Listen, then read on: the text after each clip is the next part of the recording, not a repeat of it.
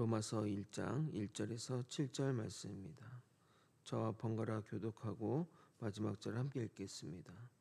예수 그리스도의 종 바울은 사도로 부르심을 받아 하나님의 복음을 위하여 택정함을 입었으니 이 복음은 하나님이 선지자들을 통하여 그의 아들에 관하여 성경에 미리 약속하신 것이라.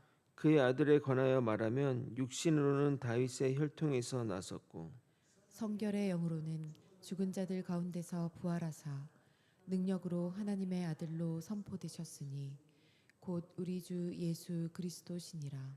그로 말미암아 우리가 은혜와 사도의 직분을 받아 그의 이름을 위하여 모든 이방인 중에서 믿어 순종하게 하나니 너희도 그들 중에서 예수 그리스도의 것으로 부르심을 받은 자니라. 함께 읽겠습니다. 로마에서 하나님의 사랑하심을 받고 성도로 부르심을 받은 모든 자에게 하나님 우리 아버지와 주 예수 그리스도로부터 은혜와 평강이 있기를 원하노라. 아멘. 복음은 예수 그리스도가 가져온 기쁜 소식이고 그 복음의 완성을 예수님이 하셨기에 예수님이 복음 그 자체이십니다. 이 예수님의 존재는 선자를 통해 성경에 예언되었고 그 예언의 성취로 이 땅에 오셨습니다.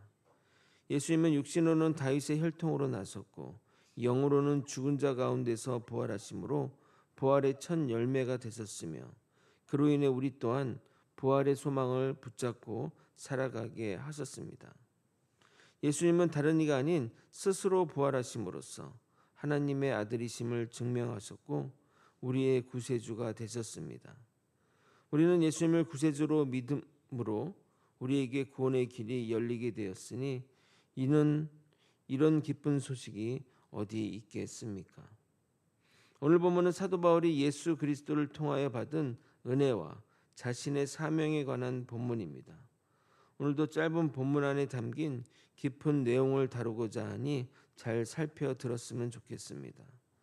오늘도 말씀을 통해 우리에게 주어진 사명이 얼마나 값진 것인지 깨닫는 시간이 되길 예수 그리스도 이름으로 소원합니다.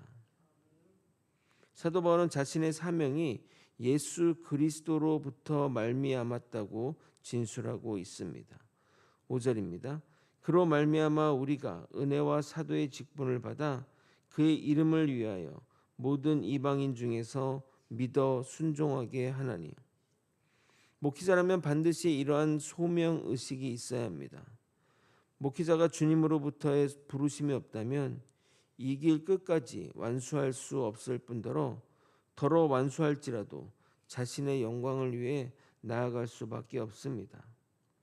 목회 현장 가운데 여러 목회자를 만나는데 저분은 목회를 계속하면 안 될 것 같은데 같은 분들이 종종 있습니다.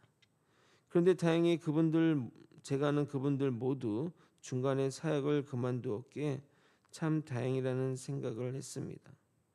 목회는 사람의 영혼을 다루는 일이기에 절대 부르심이 없으면 해서는 안 된다고 생각합니다. 부르심에 확고한 신념이 동반되어도 중간에 포기하는 경우가 나오는데 그것마저 없다면 어떻게 끝까지 가겠냐는 생각도 듭니다. 그런데 사도 바울은 자신이 이방인의 사도로 직분을 받은 것과 함께 은혜도 받았다고 고백하고 있습니다. 우리가 사도행전을 통해 사도 바울의 사역과 일생을 알고 있지만 그의 인생은 객관적으로 보면 그리 은혜로운 인생은 아니었습니다. 많은 핍박을 받으며 사역했으며 말년에는 감옥에 갇혀 언제 죽을지 모르는 인생을 살아야 했고 결국 목이 잘리는 순교를 당해야 했습니다.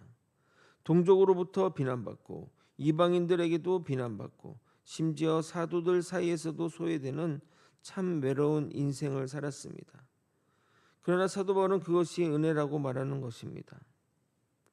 저는 사도 바울이 자신의 인생길을 은혜라고 고백하는 이유는 주님이 그의 삶에 동행하셨기 때문이라 생각합니다. 인생의 길은 어떤 길을 걷느냐가 인생의 행복과 불행을 결정하는 것이 아니라 누구와 함께 걷느냐와 결정된다고 생각합니다. 사도 바울은 주와 동행하는 인생을 살았기에 은혜의 길이라 고백하는 겁니다. 제가 정말 좋아하는 찬양 가운데 주와 같이 길 가는 것 즐거운 일이 아닌가라는 찬양의 가사가 있는데, 어떤 길을 갈지라도 주와 함께 가는 길은 즐거운 길입니다. 사랑하는 거제 소망교회 성도 여러분, 여러분의 인생은 은혜이십니까? 아멘. 은혜라고 답하신 분은 주와 동행하는 인생을 살고 계신 것입니다. 만약 아멘이라 답하기 주저하는 분은 주와 꼭 동행하시기 바랍니다. 주와 동행하면 여러분의 인생이 은혜로 변화될 것입니다. 사도 바울은 이방인을 주의 품 안으로 이끄는, 즉 이방인의 사도의 사명을 받았습니다. 5절 한글 번역이 좀 애매해서 정확한 해석을 위해 의역한 현대인의 성경본을 읽어드리도록 하겠습니다. 로마서 1장 5절입니다. 우리가 그분을 통해 은혜와 사도의 직책을 받은 것은 모든 나라 사람들이 믿고 순종하도록 하기 위해서입니다. 사도 바울은 정확한 소명 의식과 본인의 사명이 무엇인지 정확히 알고 있음을 나타내고 있습니다. 소명은 하나님이 부르신 것이고, 사명은 내가 무엇을 해야 할지에 관한 것입니다. 그런데 소명의식과 달리 사명은 나중에 알게 되는 경우가 있습니다. 사도 바울은 하나님의 부르심을 받고 한동안 쓰임받지 못했습니다. 다메섹에서 주를 만난 바울은 아라비아 사막에 가서 기거해야 했으며, 다소에서 기다리며 누군가 자신을 부르기를 기다려야 했습니다. 물론 그 시간이 의미 없는 시간은 아니었을 것입니다. 훈련의 시간이었고 예수 그리스도를 더욱 깨닫는 시간이었을 것입니다. 결국 그가 바나바에 의해 발탁되면서 본격적으로 그의 사명이 시작된 것이라 하겠습니다. 이처럼 소명은 즉각적인 면이 있으나 사명은 시간이 걸려서 깨닫게 되는 경우들이 있습니다. 저를 한번 예를 들어 보겠습니다. 저는 하나님의 부르심을 몽골 선교 가서 받게 되었습니다. 그래서 그냥 생각하기를 하나님이 나를 선교사로 부르시는 줄 알았습니다. 근데 몽골 선교사로 가는 길이 쉽게 열리지 않았고, 그래서 다시 한번 원점에서 생각하게 되었습니다. 기도 가운데 저의 사명이 선교사의 사명이 아님을 깨닫게 되었습니다. 마음속에 가장 강렬하게 떠오른 결정적 질문은 바로 이것이었습니다. 너는 몽골 사람을 사랑하냐? 였습니다. 근데 사실 저는 몽골 사람에 대한 애정이 없었습니다. 싫어한다거나 그런 것은 아니었지만 그들을 위해 희생할 마음까지는 이르지 못했습니다. 그들을 위해 목숨까지 바칠 각오가 되어 있어야 선교사를 할 수 있는데 말입니다. 반면 우리나라 사람에 대해서는 남다른 감정이 있었습니다. 그리고 우리나라 사람에게 말씀으로 하나님의 뜻을 대변하고 싶은 마음이 강했습니다. 누군가 저에게 목회자로서의 소원이 뭐냐고 물으면 제가 죽어 하늘나라 가서 하나님께 이런 소리를 듣고 싶다고 항상 말해왔습니다.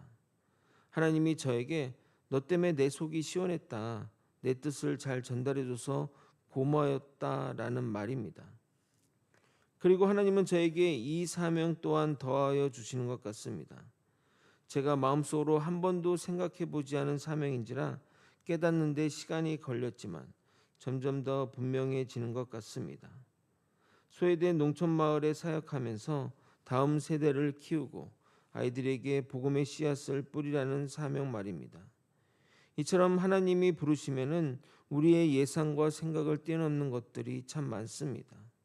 주님이 사도 바울에게 맡기신 사명으로 인해 우리 같은 이방인도 예수를 믿게 되었으니 이 또한 얼마나 감사한 일이겠습니까?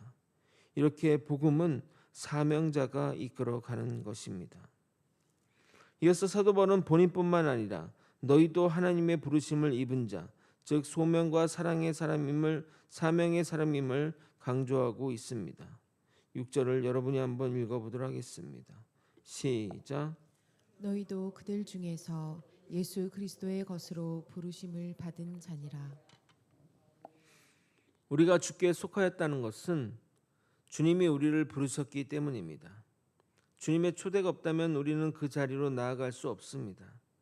그런데 우리가 예수 그리스도의 것이라는 것은 우리의 구별됨을 뜻하는 말로 세상과 구별된 삶을 우리가 살아내야 한다는 말이기도 합니다. 그것이 부르심에 합당한 삶이기 때문입니다. 그리고 가장 중요한 메시지를 사도 바울은 로마 교회 성도들에게 전달합니다. 그 말은 하나님의 계획 안에 너희도 포함되어 있다는 말입니다. 7절을 같이 한번 또 읽도록 하겠습니다. 시작.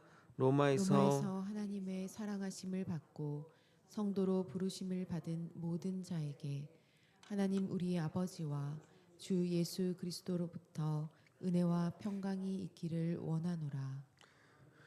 이 말을 들은 로마 교회 성도들은 어떤 기분일까요? 사실 로마 교회는 자생적으로 커서 목자 없이 성장해야 했습니다. 목자 없이 믿음 생활을 영위해 나가는 것은 결코 쉬운 일이 아닙니다.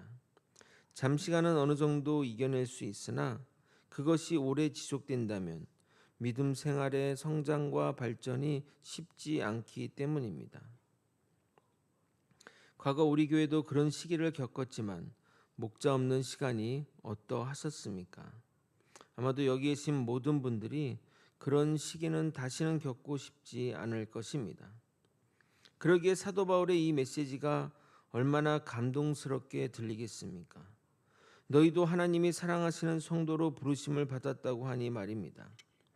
사도 바울은 편지 서두부터 복음의 핵심 메시지를 전달하며 자신의 사명과 소명을 전달하고 있고 로마 교회 성도들에게 마음문을 활짝 열어 복음을 깊게 받아들일 준비를 하게 한 것입니다.